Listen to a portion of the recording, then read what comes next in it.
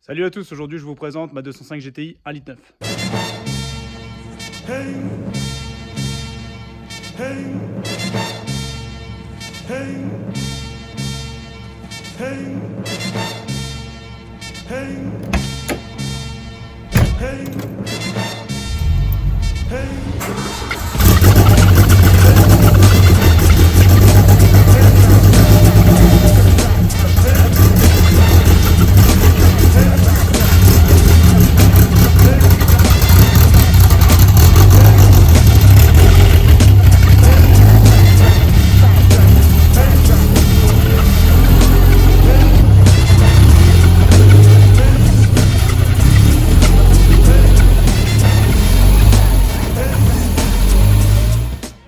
Ça faisait longtemps que je l'avais pas sorti et je devais faire la présentation et au final un peu de manque de temps, d'autres projets, donc du coup voilà, je vous la fais aujourd'hui.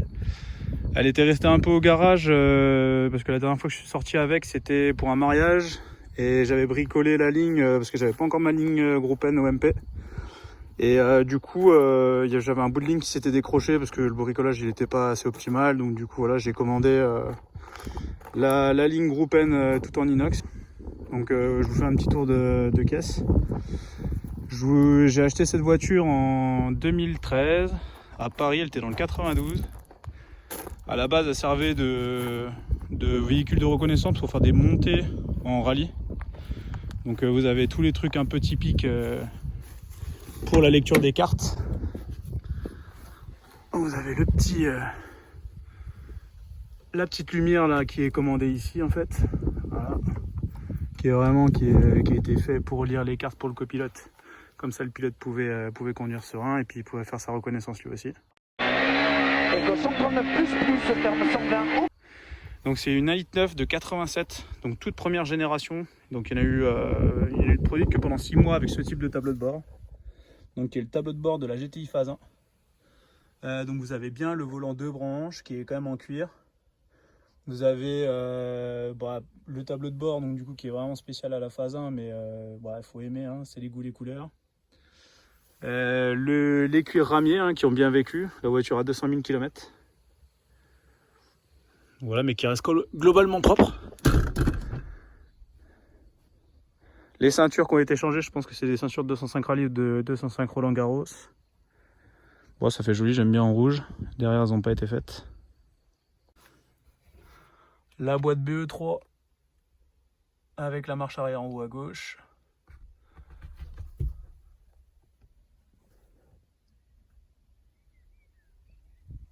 Le toit ouvrant d'origine. Avec toujours, vous allez l'entendre, la dépression du joint qui fonctionne.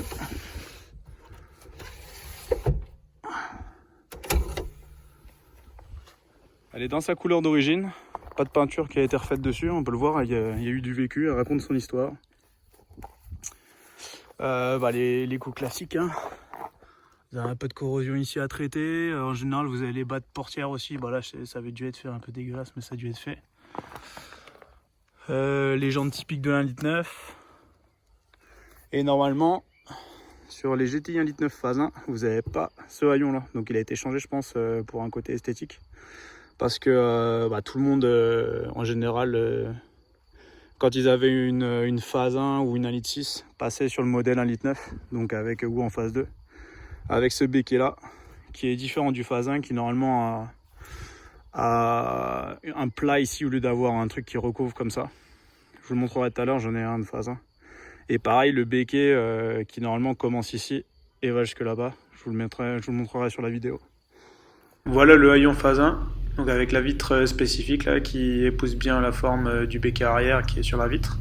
Donc on voit bien qu'il est plat, contrairement à l'autre. Voilà le béquet qui va avec, il y a encore du boulot à faire mais ça ira dessus. Donc voilà, dans son état d'origine, vous voyez, il y a des rayures, il y a un peu de tout.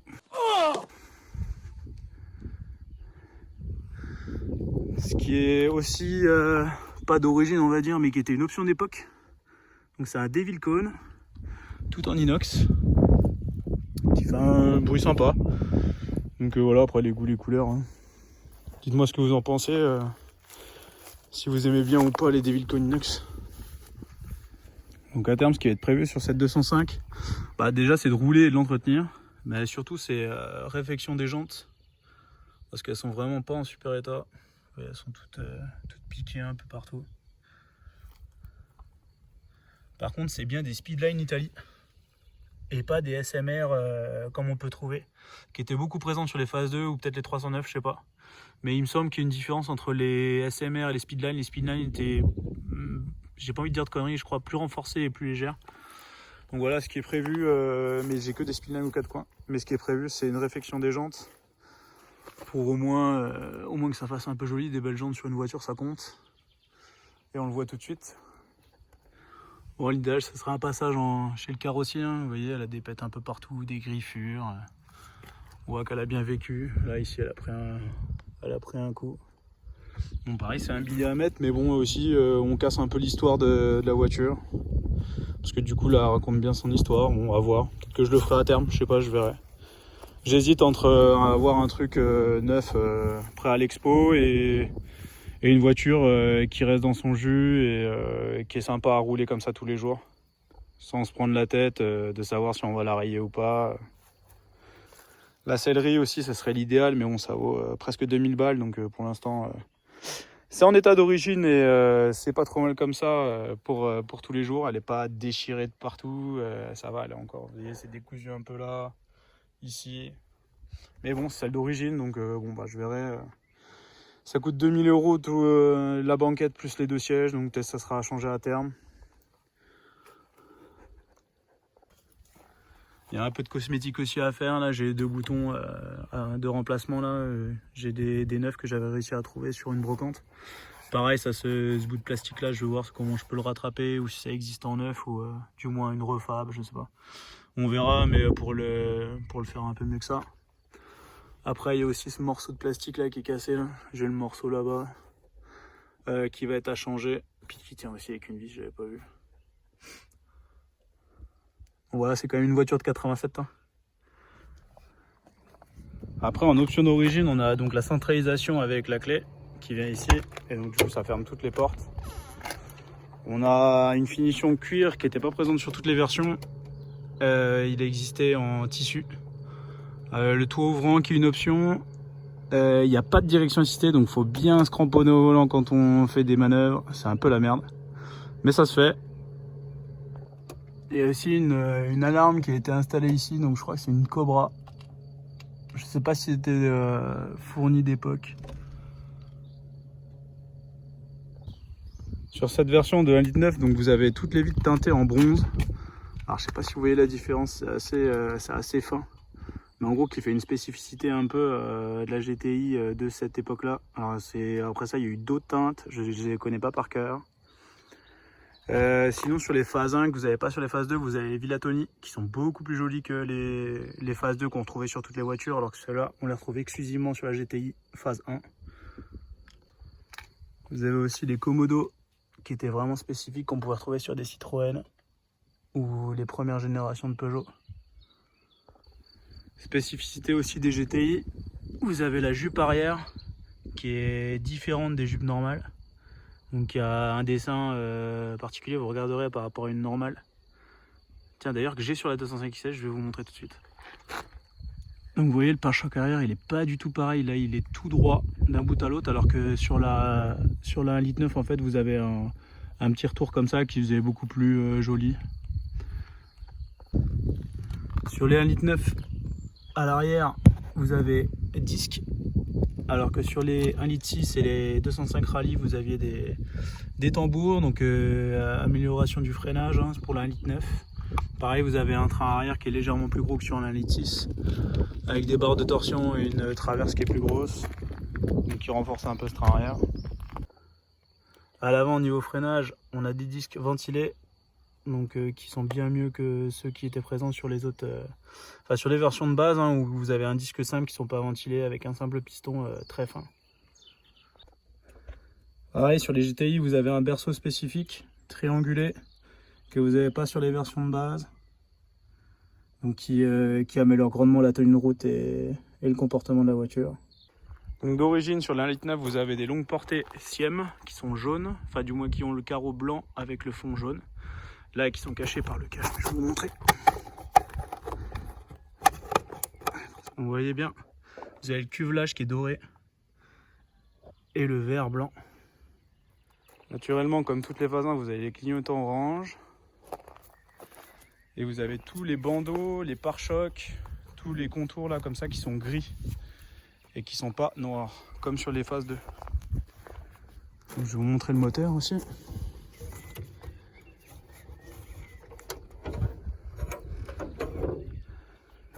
Donc entièrement refait, il a 2000 km à peu près. Donc tout le chemise, piston, coussinet de bielle, tout a été refait à neuf parce qu'en fait les anciens propriétaires quand avaient fait le joint de culasse dessus, là je sais pas si vous voyez, je vous montrerai sur les vidéos que j'avais prises à l'époque quand j'ai refait le moteur, mais en gros vous avez une double bague qui rehausse en fait la vis et qui évite de traverser le boîtier d'eau qui est juste en dessous, contrairement aux autres vis qui ont qu'une seule rondelle. Elle a été oubliée. Du coup, ce qu'ils avaient fait, c'est qu'ils avaient quand même forcé. Je pense qu'au bout d'un moment, ils se sont rendus compte que ça allait pas, donc ils avaient forcé comme des tabasus et au final, ça avait transpercé le boîtier d'eau. Ils avaient bourré de joints et je sais pas soudé, je sais pas ce qu'ils avaient fait. C'est vraiment bizarre. Il y avait un gros bourrelet dans le boîtier d'eau.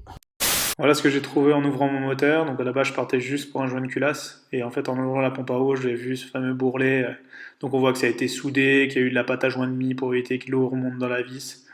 Enfin bref, voilà, ils avaient oublié une rondelle. Du coup, ça a transpercé la boîte à eau. Et voilà, la fameuse vis qui a tiré les filets. Donc je sais pas comment ils ont fait. Mais bref, voilà, c'était de la merde. On s'est fait baiser comme des bleus. On s'est fait baiser comme des bleus. Donc, du coup, j'ai changé le bloc.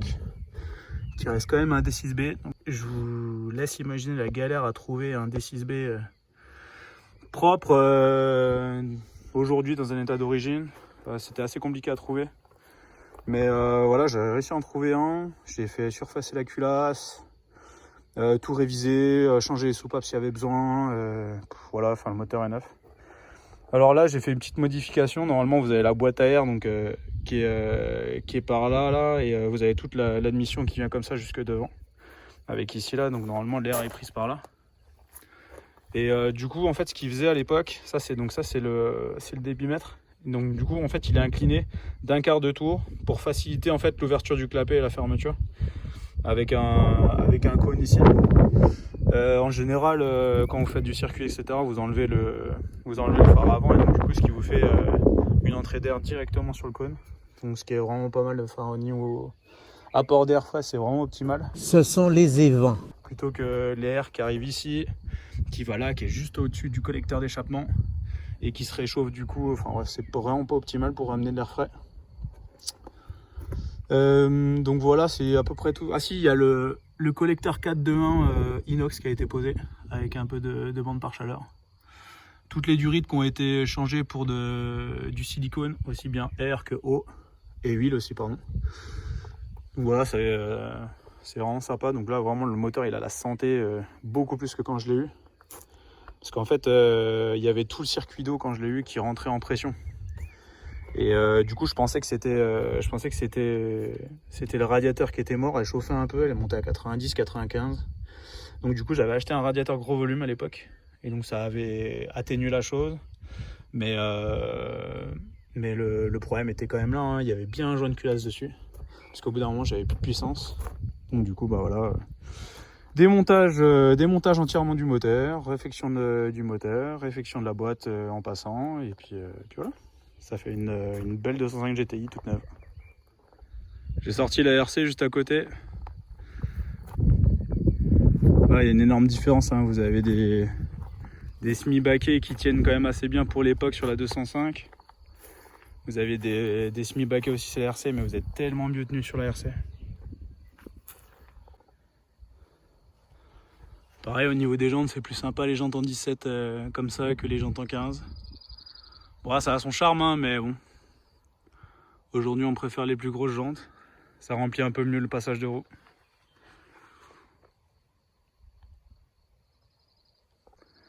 Après, au niveau plaisir de conduite, je préfère 100 fois la 205 GTI qui est beaucoup plus joueuse, qui qui sent l'essence, qui sent le vieux, qui sent l'époque où la Peugeot et la 205 T16 gagnaient le groupe B. Et malgré que la 206 RC a eu ses années glorieuses avec la 206 WRC qui a gagné dans les années 2000 le championnat WRC.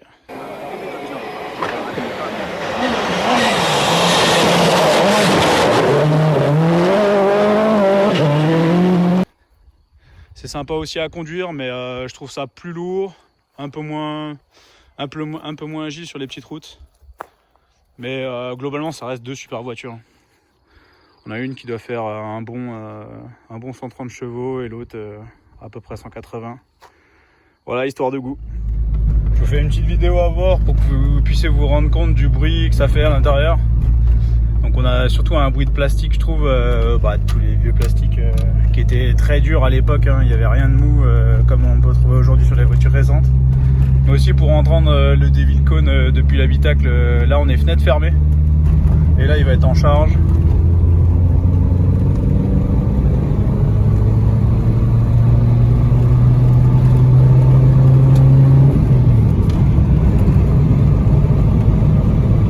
Vous voyez, ça reste quand même assez raisonnable. Après j'ai fait un trip de 700 km avec et c'était quand même un peu bruyant sur le long terme. Il y a toujours ce ronronnement du moteur qui est assez prenant sur un long trajet. Donc voilà, globalement niveau pour le bruit. Après, si vous êtes fan des trucs un peu vintage, j'ai toujours le radio cassette de l'époque et du coup j'ai une cassette reliée à une prise de jack et qui permet de connecter un téléphone ou un MP3 dessus, toujours dans les enceintes d'origine. Je vous fais écouter maintenant les fenêtres ouvertes en charge.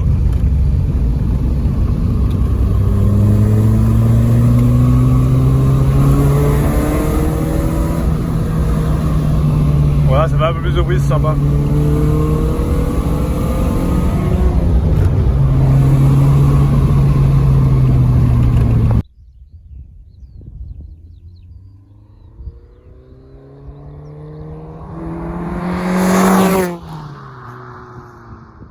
Ça y est, c'est la fin de cette vidéo pour la présentation de la 205 GTI 1.9. Il me reste 2-3 bricoles à faire dessus et surtout la laver parce que ça fait bien 1 an et demi qu'elle n'a toujours pas été lavée. Vous voyez l'automobile derrière moi? Elle est absolument impeccable. Merci de m'avoir suivi tout au long de cette vidéo et on se retrouve bientôt pour de nouveaux épisodes. Allez, salut!